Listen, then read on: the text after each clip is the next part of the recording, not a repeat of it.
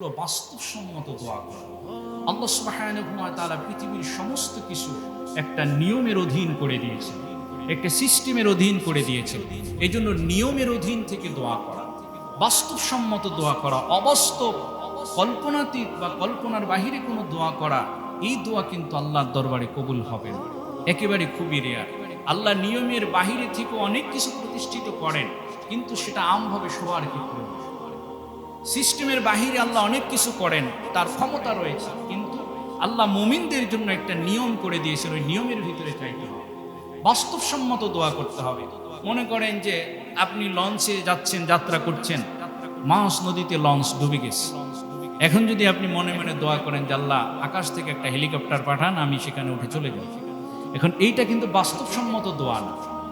বাস্তবসম্মত দোয়া হলো যে আল্লাহ এখান থেকে আপনি যেভাবে পারেন আমাকে উদ্ধার করেন, অথবা অন্য কোনো উপায় অবলম্বন করতে হবে। কিন্তু অবাস্তব দোয়া, এ দোয়া কিন্তু আল্লাহ সুবহানাহু ওয়া তাআলার দরবারে কবুল হবে। আমি লেখাপড়া কিছুই করলাম না, অথচ গোল্ডেন এ প্লাসের আশা করে বসে আছি, এই দোয়া কিন্তু আল্লাহ সুবহানাহু ওয়া তাআলার দরবারে গৃহীত হবে। আমার চেষ্টা শতভাগ থাকবে, সাথে সাথে আল্লাহর কাছে দোয়া থাকবে, তাহলে চেষ্টার ভিতরে আল্লাহ বহুগুণে বরকত দিয়ে দিবেন। এটাই হলো প্রাপ্তি।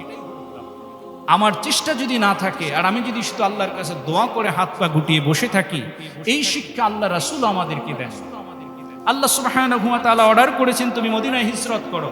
আল্লাহ রাসূল সমস্ত প্রস্তুতি নিছেন।